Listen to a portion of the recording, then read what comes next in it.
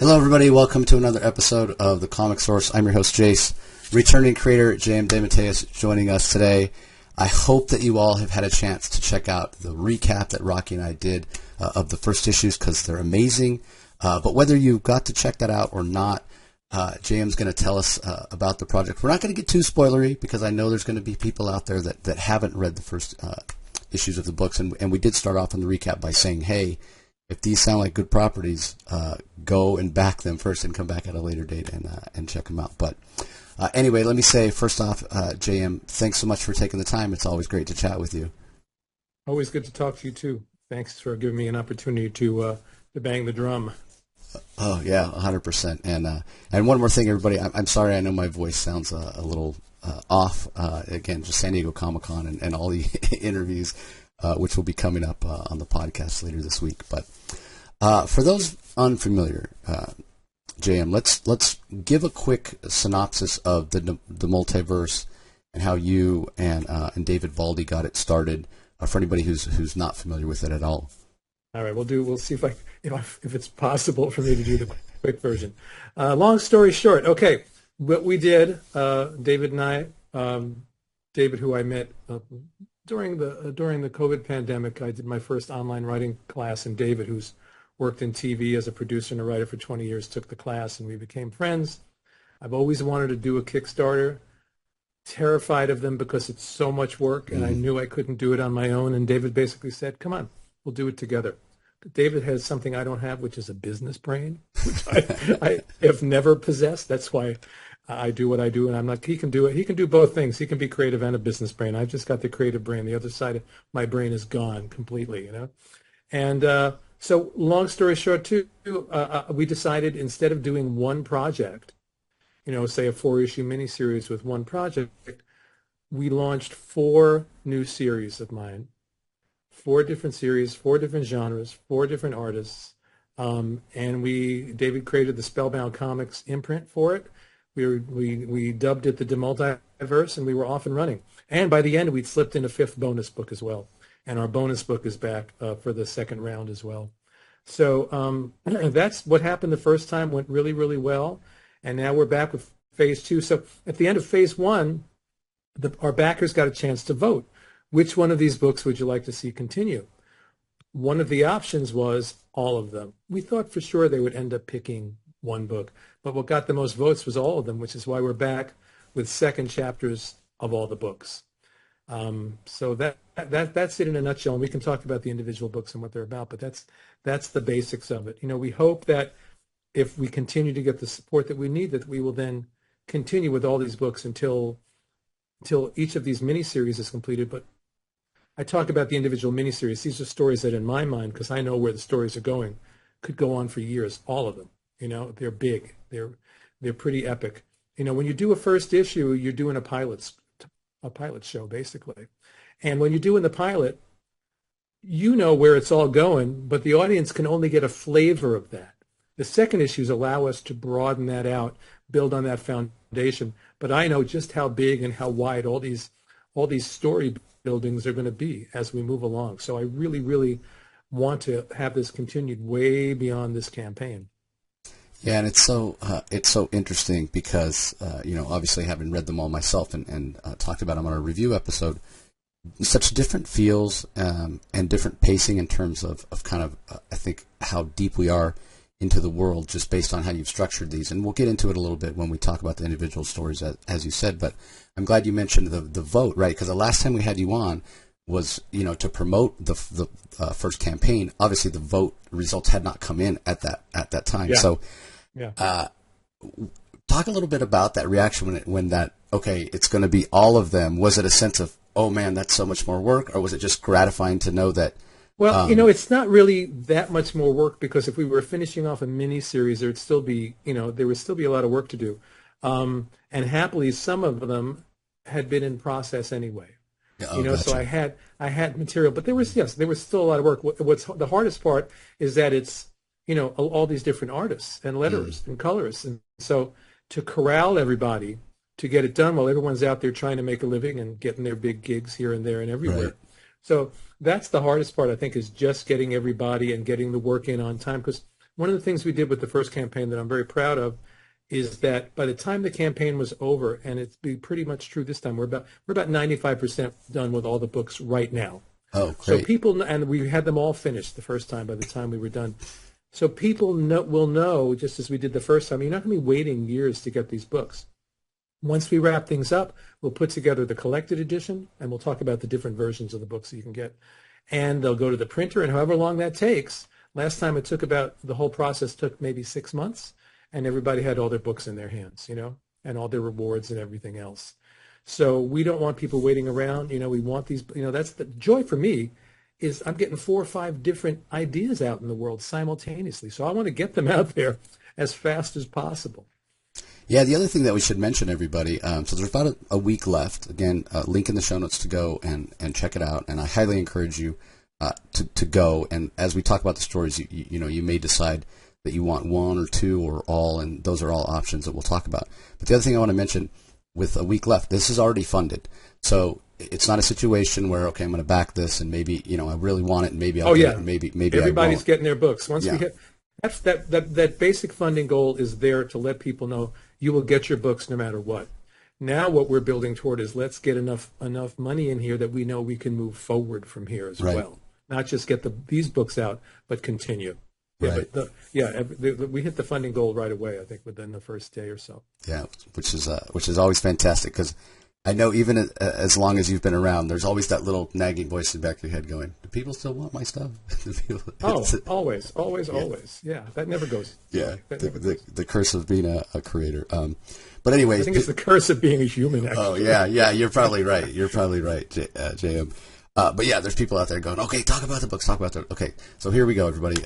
We'll talk about them, again, briefly, not getting too spoilery.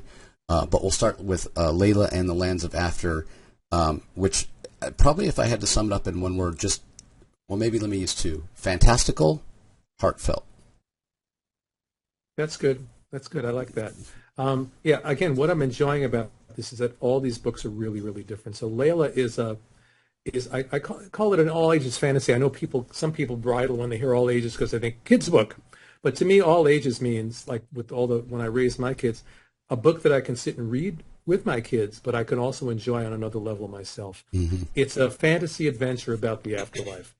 This 13-year-old girl who thinks she's been kind of carried away like Dorothy over the rainbow to Oz, but what she discovers when she gets there is that she's been hit by a car, and this is the afterlife. And she's got to get back home to her body before the window to get back. And Sean McManus, one of my favorite collaborators, we worked together going back to Dr. Fate at DC in the late 80s, early 90s, one of my favorite projects ever. Sean, I've said this before, Sean reminds me of another of my favorite collaborators, Mike Plug, in that he's able to build fantasy worlds from the ground up in a way that very few people can. And it has drama and it has darkness, but it has whimsy and it has, as you said, heart as well. So the work he's done in this is beautiful. Some days I think Layla's my favorite, but what I realize is whatever book I'm working on at the moment is my favorite because I give myself over heart and soul to it. But if anyone that's read my work would say with Plug, like Abada's Out of the Stardust Kid, it has very much the flavor of those books. And yet it's also a deep dive into what is the afterlife? What is the soul? Where do we go? So it manages to be playful, a big fantasy adventure, but also philosophical, and I hope, as you said, heartfelt as well. Yeah, you summed it up perfectly right there, because I was about to say, obviously multi-layered, but really those 3 things, the whimsy or this fantastical adventure, as you said, which has a little bit of a twist with a character that Layla meets in the afterlife that may or may not be on her side, so to speak. So you have that level, and then you have the sense of adventure, taking a journey and what have you. But then for me, the favorite thing is, as you said, exploring what not only what the afterlife is and how it can be individualized based on each of our beliefs, but sort of a sense of our own mortality, right? And as we get older, we mentioned it's for all ages. Anybody can really get into there and get something out of this story. For me, as I hit 50 this year, so maybe for the first time considering my own mortality and books like this can engender conversations about that and thought about that. And I know it's something that you you've explored a lot in your work over the years. Yeah, absolutely have. You know, it's funny. I started considering my mortality when I was about 4 years old. Honest to God, I'm not joking. I wrote about this in Brooklyn Dreams. I had it when I was about 4 years old. I was in the bathtub, and I remember this very well. I don't know where it came from, how or why, but I suddenly understood out of the blue that we are all mortal and that we are all going to die one day. Freaked little 4-year-old me out, and I've been on that kind of spiritual path, I think, in a lot of ways ever since I was 4, without really realizing it. But that's probably the inciting incident that set me on my search, you know. Wow. Because once you realize that, then come all the other questions. Well, then why are we here in the first place? Right. What's the point of this? What is this world? Who am I in this world? You know, who is God? If there is a God, all those questions then follow. Yeah. What am I going to do with my finite time? How am I going to make a difference? Do I care if I make a difference? You know? Yeah. There's so many questions. Yeah. You can go the other way. I also want to point out. Yeah. No, go ahead. I was going to say you could go the other way and completely be a nihilist, right? Well, I'm not. My time is finite, so why bother, right? Which is totally the wrong way to go. I've never been of the nihilist school ever. Same. You know, maybe when I was 17. You know, that's about it. The other thing a couple of things I want to mention before we move on. One is that all the first issues are available as add-ons. So if you're coming into the DeMultiverse for the first time, you're not going to be floundering trying to figure out how you got here. All the first issues are available. They're available as single issues. They're available as variant covers, and we did a beautiful collected edition the first time. And we're doing the same thing the second time around. So the variant cover for Layla is done by Marguerite Sauvage, who is an amazing, amazing artist. You know, I was working on a Spider-Man series, The Lost Hunt, a couple of years ago, and we had one issue where we got into the artist got into a little bit of deadline trouble. So I brought in a few different artists to help us finish the books. And I had never seen her artwork before, and just my jaw just dropped. She is so talented. And then I started following her on Instagram and seeing the kind of work that she does. So I feel very lucky that we got her to do this variant cover for Layla. Yeah, and she's really leveled up from her first comic work. Not that wasn't, you know, excellent as well, but her storytelling and compositions, she's and really her sense of color, everything. Yeah, she's wonderful. Really. Yeah, she was at Phoenix Comic Con.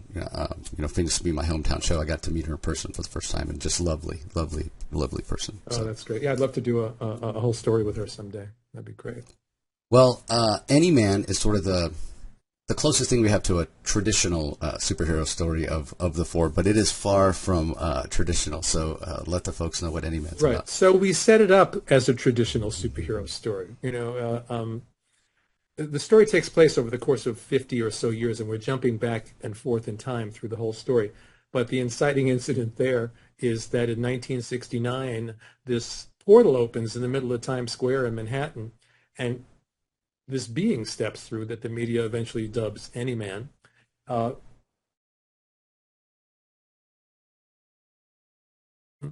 From an ancient civilization, from before recorded history, sort of an Atlantis, Shambhala, magical place, you know, perfection, golden age. But something happened and that civilization fell. And now this is our crisis point, this period of time that we're living in. And he's been sent to prevent us from having the same fate that his civilization did. And he becomes this globally revered hero. The problem is that everything that we know about him is a complete lie.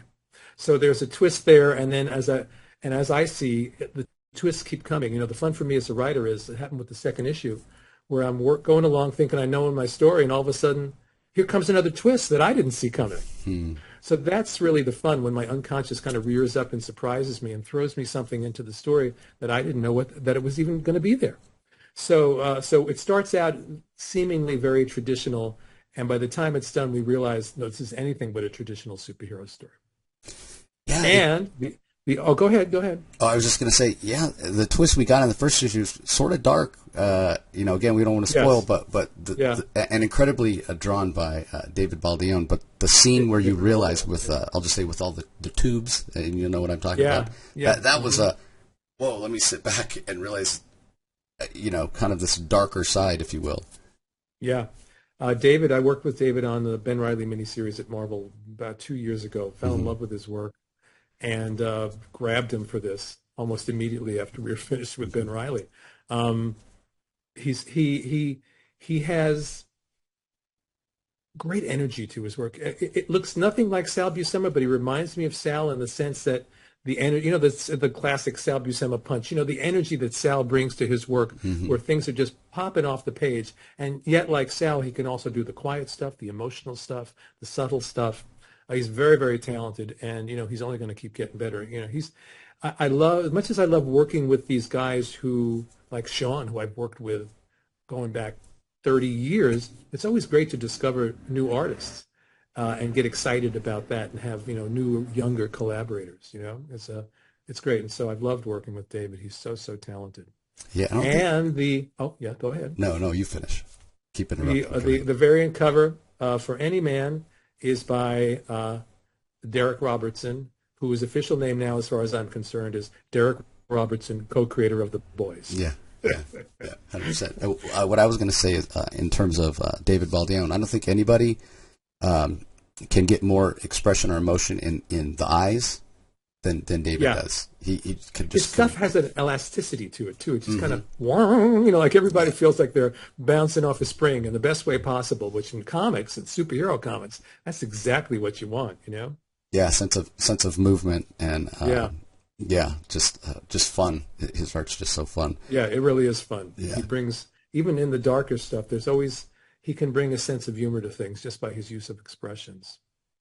So I will say, everybody, again, we don't want to spoil, but if you've read issue 1, I'm sure, like me, you're like, oh my God, I got to get that next issue, because the way issue 1 ends, a bit of a cliffhanger. You left us hanging a little bit.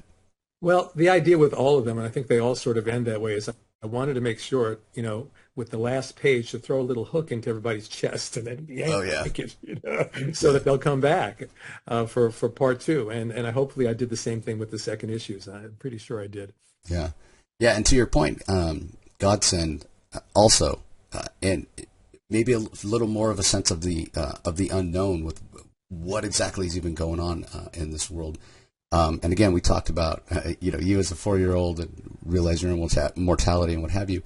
Godsend to me may be the book that feels the most you in terms of just questioning everything, who we are, identity, spirituality, our place in the world, making a difference in making your mark in the world, if you will, especially when it comes to friendships and your value and that sort of thing. Those fundamental questions that we were talking about that come out of, the realization that we are immortal, and then why was I, when I was 17, suddenly obsessed with wanting to know all these questions? Why am I here? What is the meaning of this? Is there a God? What is reality? All these things. And those are the questions that play all through Godsend, but also goes to something else you mentioned before when you said, the voice in your head that wonders, anybody even care about my work anymore? We all have that little voice in our head at some point in our lives, that person who it's almost like a separate personality floating around that tells us that we're not good enough, that whether it's as a work, but sometimes as work, but sometimes just as people. We not good, don't even think you can do that. Forget that. You're small, you're worthless, And that's our main character, Eric Small. That's why I named him Eric Small, because that's how he sees himself. He has a very small life. He's a teacher. He has like one friend. He lives alone. He had an abusive childhood, and he's just a lost soul. And into this world drops this blue-skinned, godlike figure that the media dubs Godsend, and he becomes obsessed with Godsend. It reminds me of one of my favorite movies, Close Encounters of the Third Kind, when Richard Dreyfuss becomes so obsessed with the UFOs. That's how obsessed Eric becomes with this Godsend figure. Until one day when this 6 or 7 foot turtle being appears in his living room, and suddenly everything he assumed reality was gets shredded. Who he assumed he was gets shredded, and that's just step 1 in the story. My one-liner is Jack Kirby's New Gods meets The Matrix meets Philip K. Dick. I love Philip K. Dick. I love those mind-bending stories where by the time you're done, let me knock on this table and make sure it's real, because suddenly reality doesn't feel so solid to me anymore. So I get to play with and explore all those ideas. And it's another one where it's a great pilot story, but I know where this story is going. I know how many more characters we're bringing in. I know, all the other levels and layers of reality that we're going to shred along the way. So the first issue was done by Matthew Dow Smith. Matt, who's a good buddy of mine, unfortunately, well, fortunately for him, because he's got these other projects that he's writing and drawing, so he's very excited about that. He couldn't come back for the second issue, so we got Scott Koblish, and Scott is just great. I think a lot of people know him from his work on Deadpool, but he's done so much work on those amazing covers he's done for Marvel recently with 15,000 characters on them, and he really brought the Kirby for issue 2 of Godsend, because the energy level gets amped up in the second issue. And so, I'm very, again, when I talk about Godsend, maybe that's my favorite one. Yeah. But really, each one in the process of creating them becomes the favorite book. And we got Matthew Dow Smith to come back though to do the variant cover for the second issue.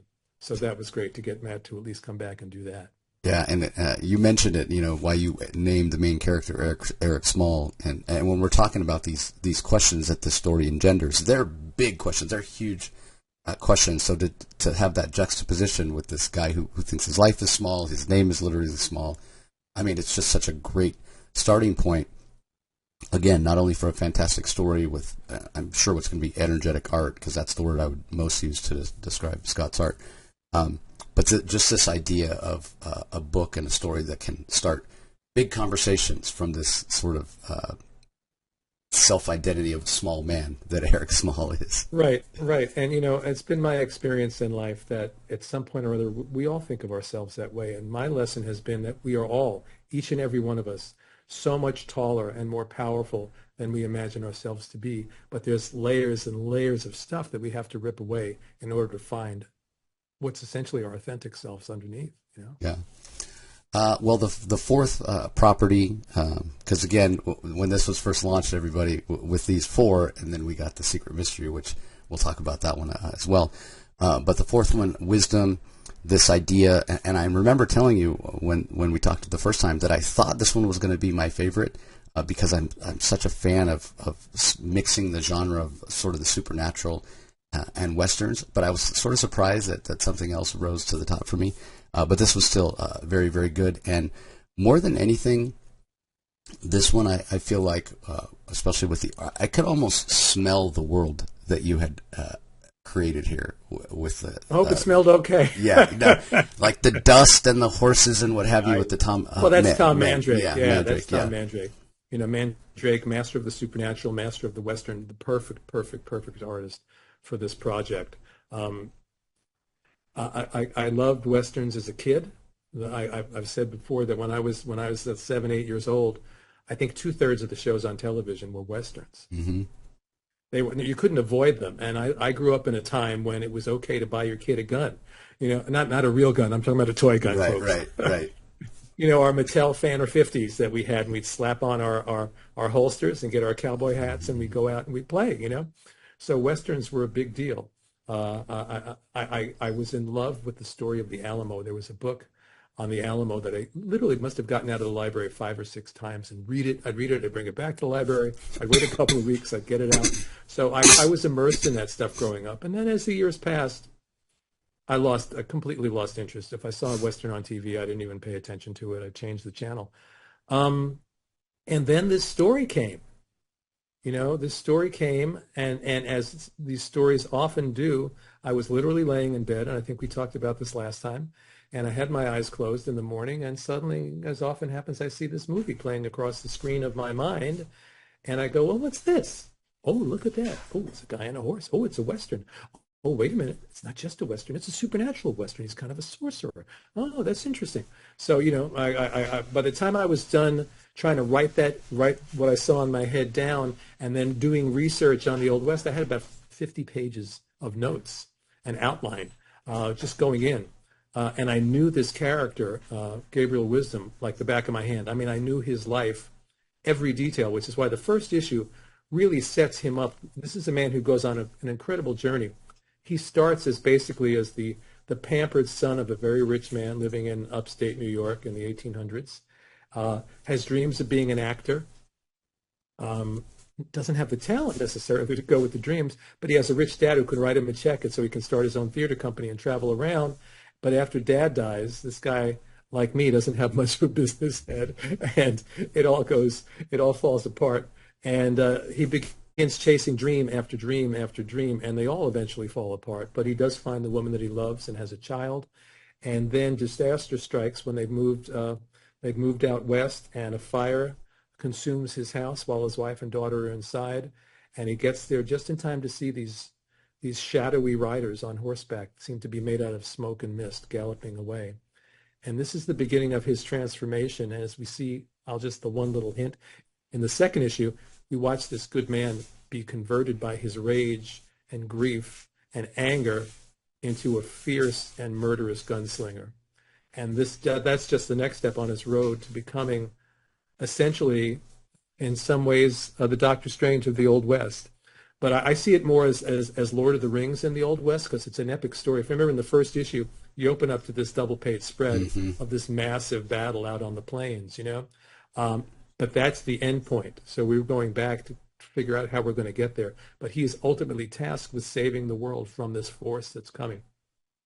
And so there's a lot, again, we'll finish it. We'll finish the first miniseries, but that'll just be the first salvo, because there's so many more stories to tell. And what happened to me working on the second issue, just as a sidebar, I had this other story I was working on, kind of simultaneously with Wisdom, but it was also a supernatural Western, but a very different story. Except I realized when I was working on the second issue that they exist in the same universe and that they're connected.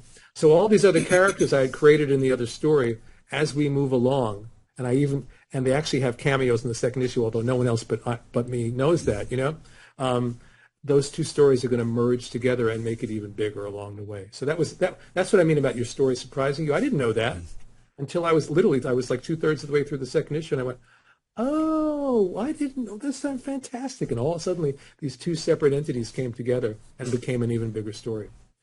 And the variant cover for Wisdom is done by Pat Zurcher, another one of my favorite artists. We've been talking for a couple of years about doing a project together, and we haven't been able to quite get it together, so I'm really glad that we got him on the variant cover for Wisdom, because he's amazing. All these variant covers are just amazing. Really great work from all these people. I know you often say you feel just so grateful and humbled to have a chance to work with not only veteran artists, but young artists. Through my whole career, I've just been so lucky. When I started out in the business, a lot of the guys that I grew up reading were still around. Mm-hmm. So I got to work with guys like John Buscema and Gene Colan and Gil Kane. Don Heck. Legends. These were guys that when I was, 12 years old, 10 years old, I was like, in all of them. Mm-hmm. So a lot of it, unfortunately, was at the very beginning of my career when I didn't have my skill set quite together yet. But the fact that I got to work with them at all is amazing. I had a couple of little short science fiction stories illustrated by Steve Ditko at DC when I first started. Amazing. Steve Ditko, for God's sake. Yeah. So I've been very, very lucky from day one that I've worked with some of the most extraordinary artists to ever work in this business, and it continues to go on that way. And I never take it for granted, because the comic book, it's not about just the story. The art is, it's like if you went to see a movie and they turned off the image, It might be the greatest screenplay in the world, but if you can't see the image, you're not going to enjoy the movie. So that I get to work with these guys who take the dreams inside my head and bring them to life on the page is phenomenal. And I want to also give a shout out to our colorist, Arthur Hesley, and our letterer, Taylor Esposito, and I know I'm forgetting somebody. Forgive me, whoever I've forgotten. Again, and then there's some more when we get to the bonus book as well. Going back to Wisdom really quickly, the one thing, and really all these stories, all these books, they're sort of structured a little bit differently from each other, because they are different ideas, even though there is a common theme of engendering conversation and questioning identity, and which permeates a lot of your work. But when it comes specifically to Wisdom, as you were talking about Gabriel Wisdom, this one's sort of the most driven by the central character of who he is, which I'm assuming sort of played in with how you structured it with the flashbacks where we get the narration, we learn who he was. You mentioned because I became obsessed with him, and his life story, and I pulled different pieces of different things from my own life and from other lives of other people. And they all kind of came together and coalesced and became Gabriel, who then became, of course, his own unique individual. These characters come alive, and he became something. You pour your heart and soul and you pour yourself into these characters, but what has to happen at a certain point is they, kind of like raising a child, they have to break away and become individuals, and then they get on their horses and they ride away and live their own lives. And that's what happened with Gabriel. Yeah, literally, it, got on his horse. Yes, literally, that's right. But going back to the incredible images, when you see Gabriel for the first time on the page, or when you see him in that double page spread, kind of, leading his forces against these, we'll just call them forces of darkness, and then you have the flashback and see sort of how innocent and naive he was. Like, as a reader, like, immediately you want to know, what's the middle part? How did he go from this and become that? And I think, again, that's sort of the hook, as you mentioned earlier, that you're throwing at us to kind of reel us in to make sure we're going to be along for the ride. It's awesome. And we dive deep into that in the second issue, very deep into that. Well, the bonus a book that was a part of the first campaign, and as you mentioned, is returning for the second one. Edward Gloom, this character who's sort of a mashup of Frankenstein and Sherlock Holmes.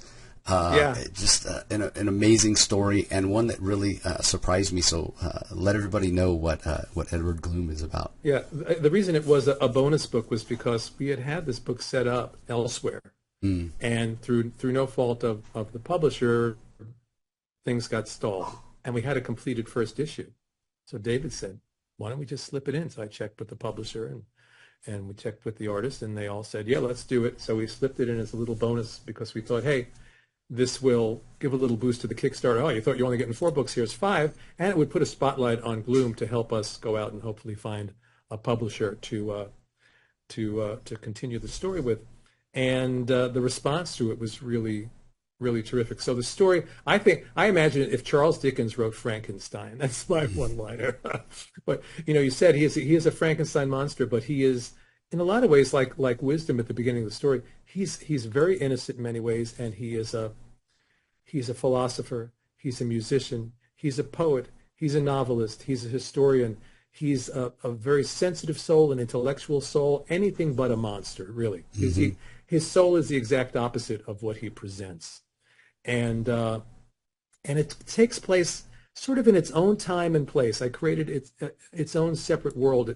It's like Victorian London, but with modern technology.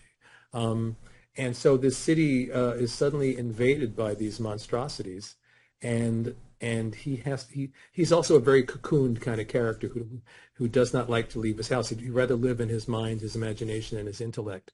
But once this invasion begins, he realizes that the person behind it might be the woman who created him, who is the real monster in the series. And so he has to leave, along with his team, the safety. And that's where the Sherlock Holmes part comes in, because suddenly he's got his team, which includes his girlfriend, who's a ghost, and his best friend, who's sort of a Phantom of the Opera kind of character. And out they go to solve the mystery of this monster incursion. It's fun. It's also because, just for me, from a writing point of view, the style, the narrative style that I've chosen is kind of Dickensian. Mm-hmm. It's a more formal, florid style, as if you're reading a novel that was written in the 1800s. And that's always fun for me to have that kind of challenge and play with things that way.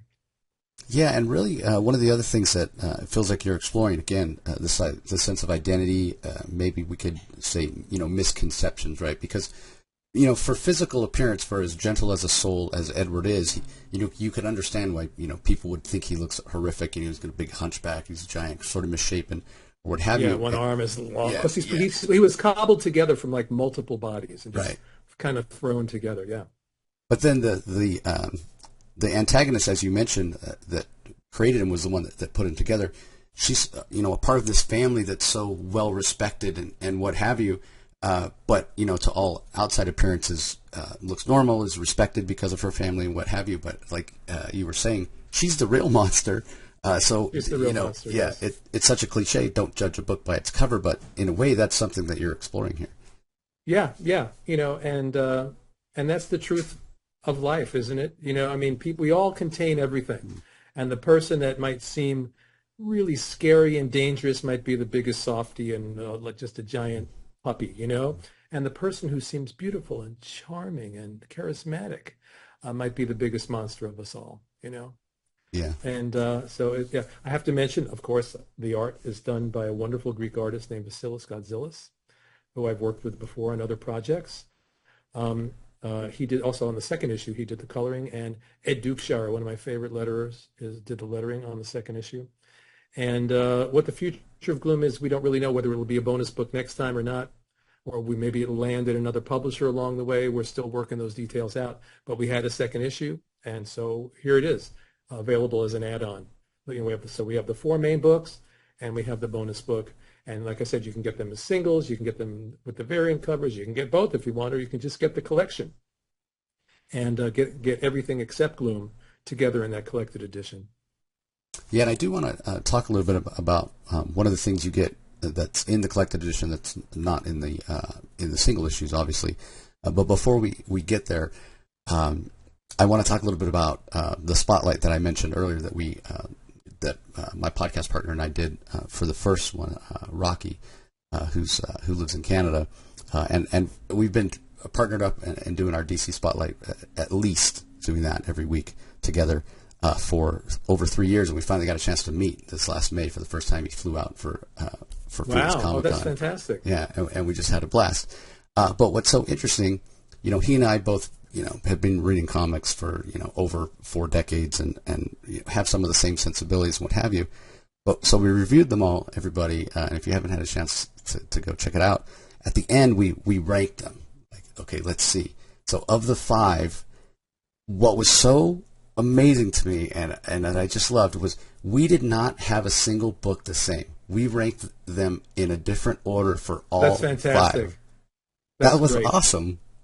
Yeah, that's really great. That's really, really great. Yeah, and it speaks again to the diversity of story, and you never know which stories are going to speak to you more or less. And it has so much to do with what we as readers are bringing to the story, how we're relating to it, and what have you. So sure, the filter of your own personality, your own experiences. Right. Yeah, that's why we respond to certain stories in certain ways, because certain stories are going to resonate in the deepest parts of us, and other stories may be really entertaining and really well done, but they don't have that emotional hook or that psychological hook that will carry us along in the same way. Yeah, specifically for Rocky, the reason Layla in The Lands of After spoke so much to him is because his daughter, who's on the spectrum, Layla kind of reminded him of her and how I she saw creates. That was really sweet. That was really, really sweet. Yeah. That was fantastic. But in terms of when people received the books in the collected edition and what have you, did you experience that as well? There are like so many readers that are reaching out, oh, this is my favorite, that one's my favorite, just, you know, real diversity. And you know, you want that. You absolutely want that. And as I said, I can't, you know, I'm the creator, so it's like, well, who's your favorite child? You know, well, whichever one I'm hanging out with at the moment. You know? Right. Yeah. But it's great to see that. It's great to see that. That's why this has been such a dream project. You know, when does someone get a chance to get 5 ideas out in the world simultaneously like this? It's just a great thing. So for me, it's a lot of work. Obviously, I tell you, you know, the creative work is a joy. The Kickstarter is like, it's hard work. It's a lot of work. If I didn't have David to do it with, I could never have done this. But it's also very gratifying. And again, when you see the response from people and they take these stories into their hearts, that's fantastic. It's really fantastic. Yeah, it's amazing. Well, I mentioned something that's in the collected, and this, everybody out there in the audience, this may influence your decision on how you want to receive the books. But for the collected edition, there was like a little sort of one-pager with your thoughts and kind of introducing the stories.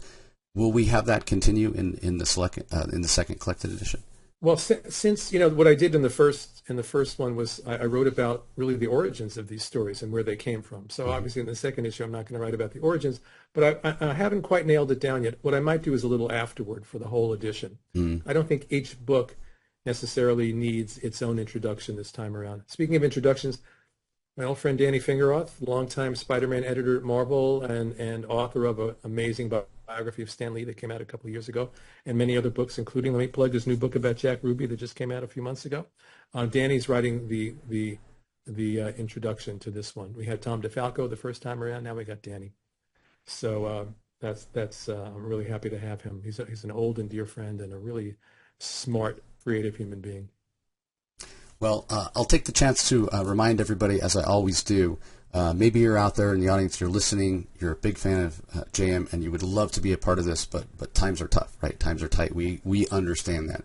The other way you can help out JM and all these amazing artists is to just spread the word, right? Put it out there on your social media, let your local comic shop know, your comic reading friends, because the worst thing is to find out about a Kickstarter after it's already done and you can't necessarily back the project. Now, there's other ways to get these books, and you can go to the Spellbound website, and I'll put a link in the show notes for that. But I should add that they're all available digitally as well. So if you don't have the money to spring for the print books, you can get them digitally, which is a lot of people prefer digital these days. I read mostly digital these days, again, because it's easier for me to carry 1,000 comics on my iPad, but also I'm out of space after 40 plus years of collecting. But one other thought about it is, yes, you'll be able to get these books at a later time, possibly on the Spellbound website, but you're not going to have the value because you've already hit some stretch goals and you're adding things and what have you. So again, no pressure, everybody, but these books are amazing, and just spreading the word and helping out JM and his team. Right, thank you. And what I want to say, what I said earlier too, is because if the Kickstarter gets to the point that we need it to get to, then we know that we will be able to continue with these books. If it doesn't, we're going to have to explore other avenues to get these stories out into the world. So that's why I think it's important. If anyone's interested, we have 1 week to go as of the day that we're speaking. I'm not sure when this is going to be out, but as of the day that we're speaking, we have just about a week to go. And I also learned last time that there's a lot of activity at the beginning. It kind of quiets down, and then there's a lot of activity at the end. So I ask you, if anyone that's enjoyed my work, I invite you to come along for the ride, because I think these are some of the best projects I've ever been involved in. And if you don't like my stuff, the art alone is worth the price of admission. These guys, I really mean that. They're so good. These books are beautiful. They're beautiful looking books. I agree. So that's the hype. That's the hype. It's a difficult thing. As a writer, as a creative person, I spend most of my time alone in a room with my imaginary friends. And the hyping thing, in recent years, we've learned through social media that we don't have a choice. We have to. But a Kickstarter requires a level of hype and drum beating that is antithetical to my nature. Let's just put it that way, But kind of what you said a few minutes ago, and then, a month goes by and you think, oh, my God, people must be so sick of me and so sick of hearing about that. And then someone goes, oh, you had a Kickstarter? Yeah, I didn't know about that. So we have to just keep flogging and letting people know, because you never, what I learned the first time was, you put out a tweet or a post on Blue Sky or whatever it is on Facebook at 1:00, and you hit a certain group of people, but by 1:15 there's totally different people there who have never seen that thing at 1:00, and then maybe there's the people that only show up every couple of days, and you just have to keep putting it out there. And like I said, it's a difficult thing for me, but you have to do it. And also because you want those people that do enjoy and appreciate the work to know about it. So I have 1 more week to bang this drum, and then very shortly thereafter, I'm going on vacation. So I'm looking forward to that. I don't blame you. I hope you enjoy yourself, because I've seen that you've been doing a lot of interviews and what have you with. But that's gratifying in its own way, that so many of us that do what we do, trying to spread our love of comics, find worth and want you to come on, want you to talk about it. And that's one of the things that really hit me this time around. I think I've done by the time this thing is done, I will have done like 15 different podcasts, But I'm sitting and talking to nice people like you that love comics, that appreciate the work, that are really, really supportive. And that's really, really hit me this time around. It really touches me that there's this community of people. And I said to somebody the other day, it's as if, we're all in love with the same woman. And that woman is comic books, and we just want to get together and talk about this woman we're in love with, and then on top of that you're so supportive of this work that we're doing. And as I said to you before we started, I've seen you out there promoting the DeMultiverse, and I don't take that for granted. I really, really appreciate it. So to you and to everyone that's come out and supported this, whether it's with your podcast or journalists that have done articles about it, or just the people that have reached into their pockets. And I know it's a hard time for a lot of people. So everyone that reaches into their pocket and supports this, we really appreciate it. So it's just a big thank you to everybody, and to you particularly tonight. I appreciate that, and there's this other part about it, and it'll be the last thing that I'll say about the Kickstarter, because I do just briefly want to touch on some of the other work you have out right now. Everybody, you want to be a part of this community. You know, there's the whole collectability aspect of this. These are great stories. This is a great universe. You know, these particular editions of these books, even if you know, something like Edward Gloom ends up somewhere else, it'll have a different cover. It won't be this. You don't want to miss it. We all have, a lot of us comic readers, we have that collectability part as well. But, you know, I never thought about that, but the truth is, with a Kickstarter, these are very limited print runs. You know what I mean? If you get, you know, 300, 400, 500, 600 people supporting that, you know, so you printed 600 copies of that book. Mm-hmm. That's, you know, that's in the end, that becomes a limited edition. And I never really thought about that before. So thanks for bringing that up. Yeah, no, it's you. I mean, you just want to be and if somebody else discovers it later, you know, there's that part of us that's like, oh yeah, I've been on the board with that since the beginning. I got those limited editions. You know? Right, exactly. Because I one way or the other, these stories will continue. And like I said, they may continue in a different form at a different publisher or whatever. I hope they continue through Spellbound. But this is just the beginning. So you're right. These books are special in that way as well, because it is. It's like when you get in on the ground floor of something. There's always that special thrill, that group of people that only we know about. You know, then that thing that you love, and you kind of get upset when the rest of the world discovers it. Yeah. You know what I mean? Yeah. It feels so deeply personal and intimate. Boy, how can you like that too? I liked it first. You know. Yeah. And I think all of us that love comics and have that sort of that mania. Understand that mentality.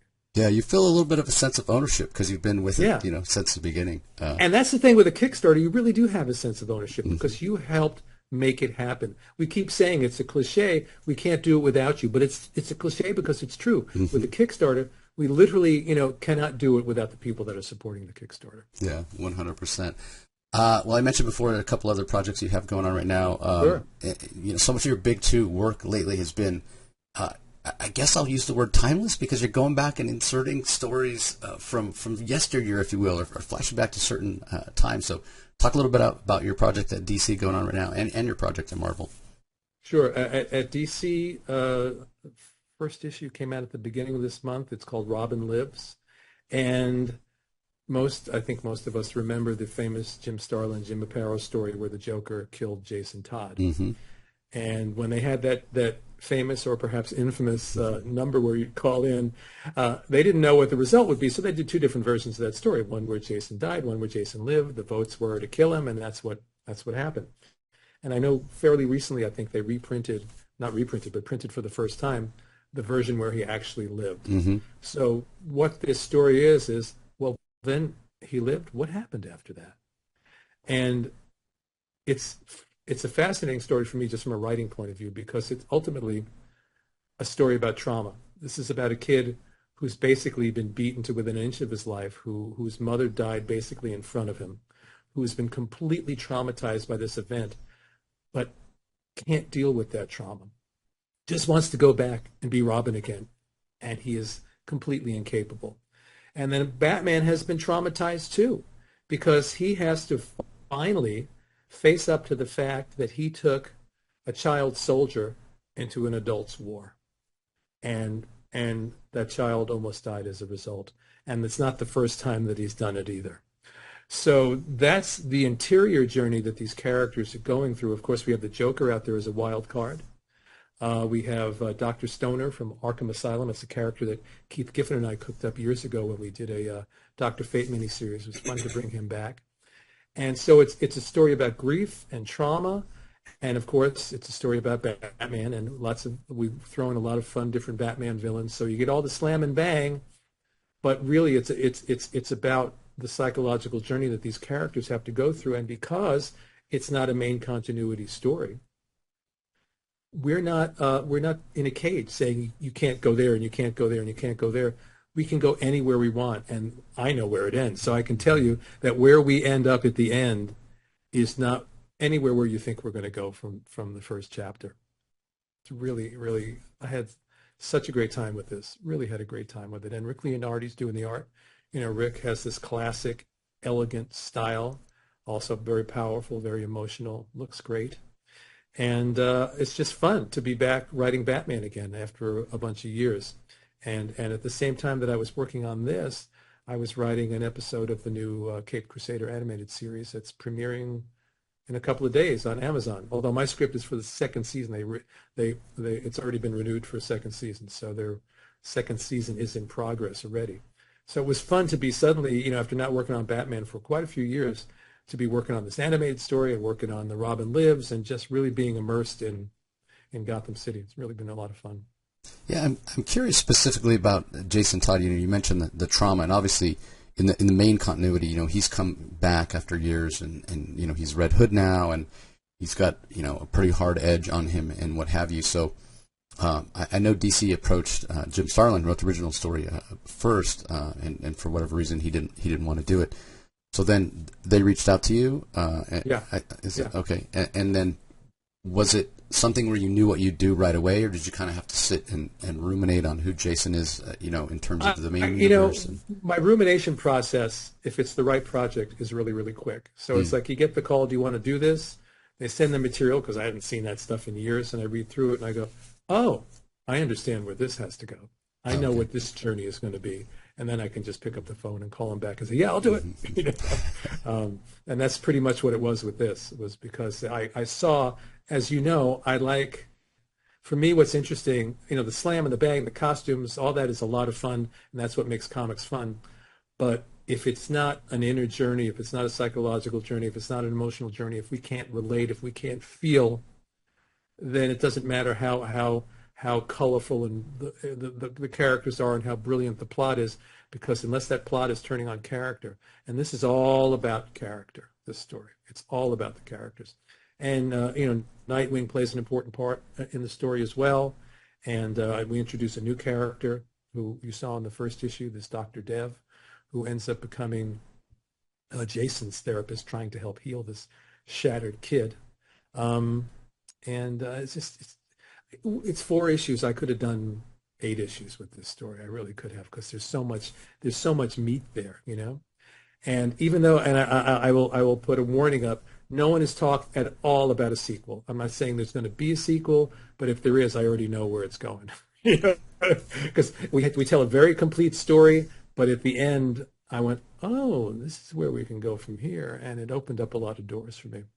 Well, you could see it happen if that twist, you mentioned before, the story that's been written so far ends in a way that, or ends up in a place at least expected. Sometimes those are the best.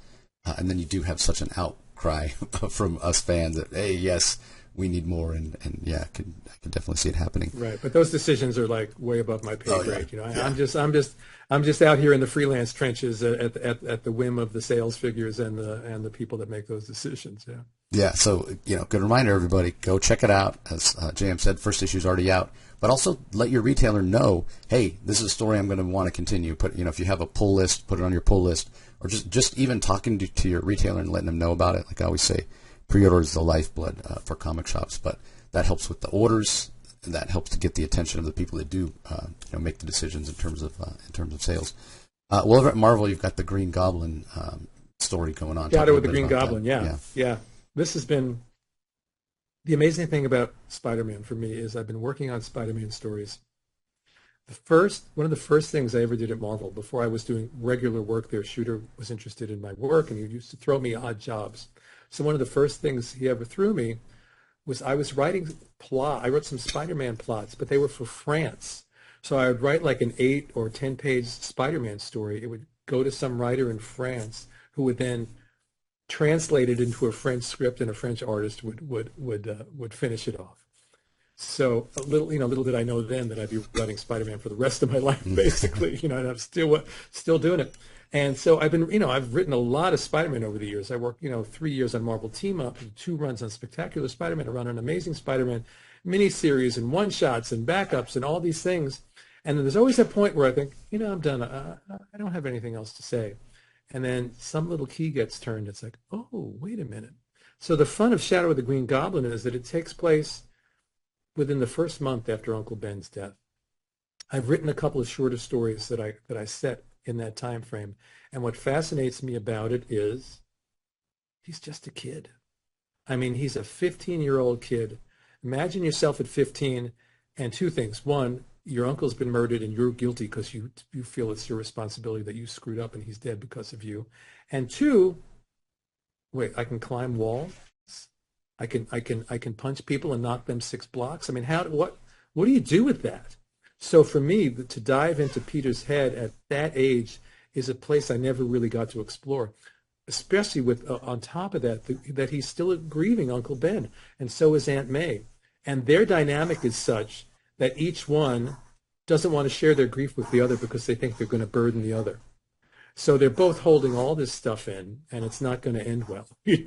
As we know, when you hold things in, it just doesn't end well. So we have that whole arena to explore. We get to look in at the Stacys and what's going on in this time period, and this is when Gwen's mother is dying. So Gwen and Captain Stacey are dealing with their own family issues and their own grief, and then of course we take a giant dive into that pool of sludge that is the dysfunction of the Osborne family. And I've written a lot with the Osbornes over the years, but again, to find them at this point in time, and my editor Danny Chasm pulled out this old character from the 90s that appeared in one story called the Proto-Goblin. And the idea was that Norman was messing with that formula even back then, but he wasn't going to shoot it into himself, so he picked somebody that worked for him and turned him into this creature, who becomes our primary antagonist. He seems like he's the villain, but he's not. He's just another tortured soul with family issues of his own. So, Norman's first wife, who they believe is dead, I'm not giving too much away to say that she shows up, because we're 3 issues in, so most people know this already. And so it's all this family drama and dysfunction and all the things I love to write about. And of course, Spider-Man, the Proto-Goblin, Sandman shows up. One of my favorite things in the series so far has been his encounter with the Sandman, which if you read the story, you'll know what I'm talking about. Doesn't end the way you expect it to end. And it's just been fun. So, so to be writing Spider-Man again, and this is like, I think in the past couple of years, the third Spidey miniseries I've done in the past 2 or so years, and always finding something new to say. It's, there's something in my personal connection to this character that is magical. And every time I think, like I said, every time I think I'm done, it's like, well, wait a minute, what if? And off we go. Yeah. Oh, I forgot to mention the artist by Michael St. Maria, and we were talking about working with new artists. Brand new to me, was completely unfamiliar with his work. Started out from the first issue, really excellent, and I've watched him, which is the fun of watching new artists grow from issue to issue. And by the 4th issue, he's in a completely other place from where he started, and he started in a great place. Wonderful new artist, and I think he's got great things ahead. So and also I have to say my editor, both editors, Katie Kubert on the Batman story, and Danny Chasm. This is like the third project we've done together at Marvel. Just really, really good people. You want to have a great relationship with your editor. When there's tension with an editor, or when you have an editor that's like second guessing you, or going through every little thing in your script and trying to pull it apart, it freezes you up as a writer. When you have an editor who's supportive and enthusiastic, that you could sit down with and bounce around ideas with, and it makes all the difference. And both of these people have been just great editors on these projects. What I've People loved, forget the editors, and they're so important to the process. They are. And I wish a lot of publishers want the creatives to be sort of the face of the books. I've never had a publisher agree. Well, very few. I shouldn't say never, but especially for the big 2, I've never had anyone. Those are sometimes I think, man, I want to talk to the editor. Let's get the editor. Let's give them a little credit.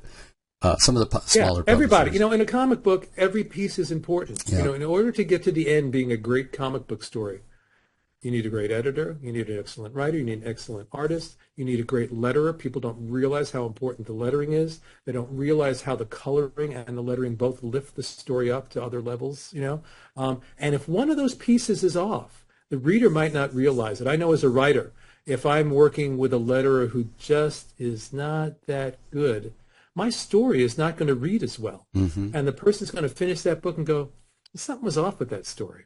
Another letterer lettering the same script, they go, wow, that was a great story. And it's the same thing, what an inker can do to a pencil or the colorist does to the inked art. Every little piece in a comic book has to come together and be just right to make a great story. Yeah, I don't know if I've ever told you my analogy about letterers, but I think they're like baseball umpires, right? Like if they're doing their job, they're in the background and they don't get the credit they deserve, and right. you know, you don't notice them. But when they do a bad job, yeah, it's yeah. When they're doing their job well, absolutely. You're not supposed to notice it. You're supposed to be immersed in the story, exactly, and you don't realize that the fluidity and the art of the lettering. I always talk about it's a delivery system for my story, and it goes in through your eyes, and the lettering is delivering that through your eyes, my words. And if this is what you said, if it's off, it's almost like everything's coming in crooked. You know what I mean? It's just not coming in the right way. It's like if, you know, sometimes you're reading a novel and the typeface is wrong, and it's like, I can't read this book. Yeah, you got to put it down. You know, can I find another edition with a different typeface? It's a fascinating thing. All these little subtle things that impact our ability to enjoy a story. Yeah. Well, one last thought about your Spider-Man work recently, going back and kind of inserting these stories. What I love, it's backwards, right? Like things you've written with your Spectacular Spider-Man run, and you know other things that you've done. They happened way in the past, but some of these recent stories, you know, fit in at various times in Peter's past. But the cool thing is, it still adds so much context that's come from what you've done, you know, in his life at a later point, which I just find fascinating. That's so interesting to me, right? Like, you know, your Spectacular run, he's much older than 15. But going back and doing the story about him being 15, if you've read that classic stuff, which your Spectacular Spider-Man run that you did with Sal is just, you know, one of my favorites, one of my favorite eras of Spider-Man with Tombstone and all that stuff. But if you've read that, everybody, and now you're reading this, going back, yeah, there's things that you can kind of pull and see and reflect, because it's about your relationship, J.M., with the character of Spider-Man, which obviously has, you know, evolved over the years, and what the character means to you, and that sort of thing. And, you know, these stories, you know, the cheap way to look at them is, oh, they're nostalgia. They're nostalgia projects. You know, you're going to hit that nostalgia nerve in people and they'll buy it. But if that's all it is, there's no point in doing it. Mm-hmm. You know, I have to know that there's something of value in that story, that you're going to shine a light on something that you have not seen before. So, and that's what I hope we've done with all these things. I did a Magneto miniseries for Marvel last year. Yeah, same thing. Yeah. You know, we went back, and the idea was to illuminate this character and this period of time in a way we hadn't seen it before. When I did The Lost Hunt, we brought in this new character who was our doorway into explaining things about Kraven and his origin and where he came from that we never knew before. Mm-hmm. You know, we saw Peter and Mary Jane in a position they'd never been in before. And that's, you know, if you can't do that, and it really is just a nostalgia hit, then I don't want to do it. If I can't find something fresh to say, I always use this metaphor of like peeling back the characters' heads and getting out a flashlight, and oh, there's a corner I haven't explored yet. You know, you got to find that corner you haven't explored yet, or it's not going to work. Yeah, 100%. Well, thank you so much for your time.